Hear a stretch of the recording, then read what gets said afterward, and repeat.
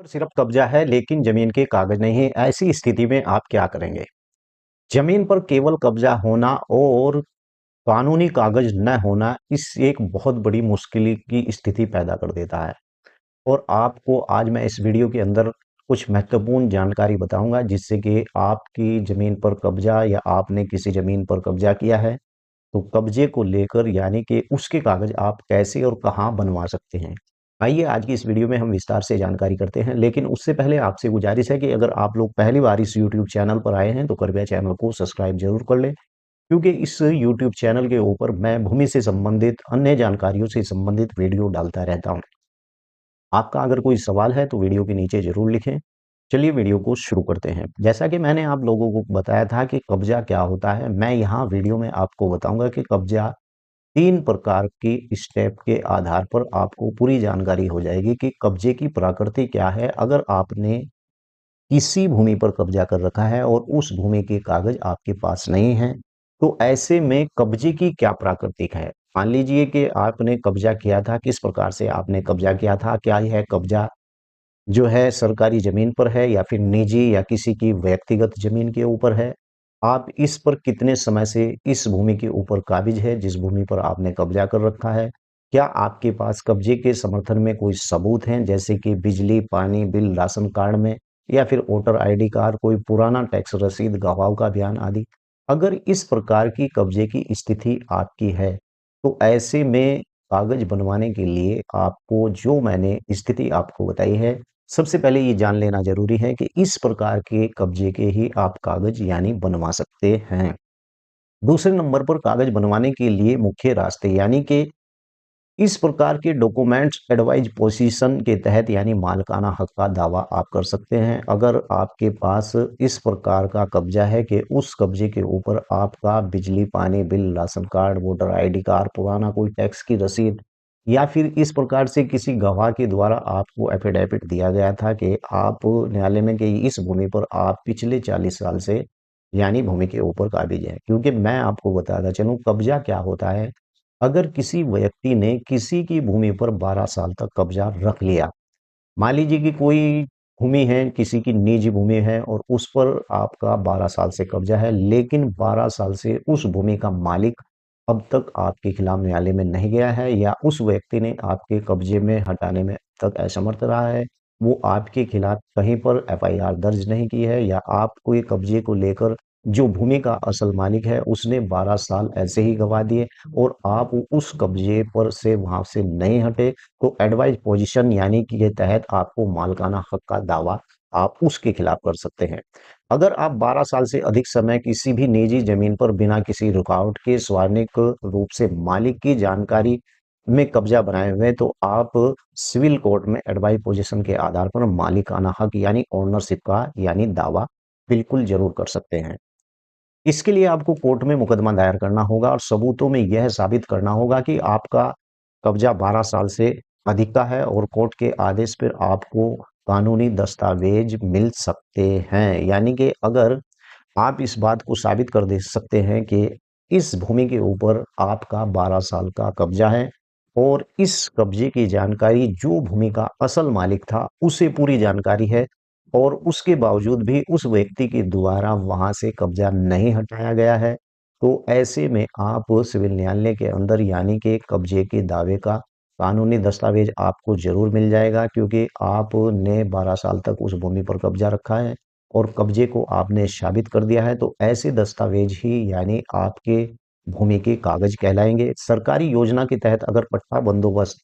यानी कि अगर जमीन सरकारी है तो आप भूमिहीन हीन हैं, तो कुछ राज्यों में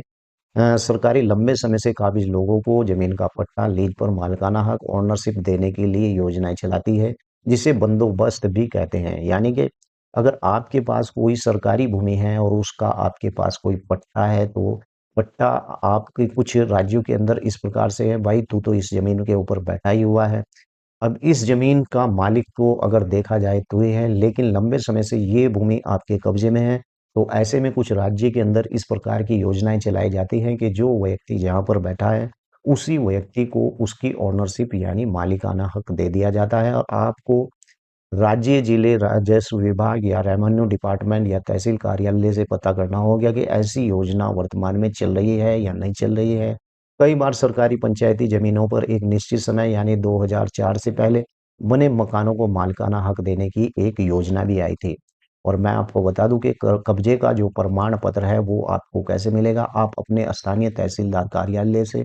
राजस्व विभाग में कब्जा प्रमाण पत्र के लिए यानी आवेदन कर सकते हैं, और यह प्रमाण पत्र एक पुष्टि करता है कि आप जमीन पर काबिज हैं, लेकिन मालिक ओनरशिप के कानूनी दस्तावेज नहीं होते हैं। हालांकि यह भविष्य में मालिकाना हक के दावे में बहुत ही सहायक यानी माना जाता है।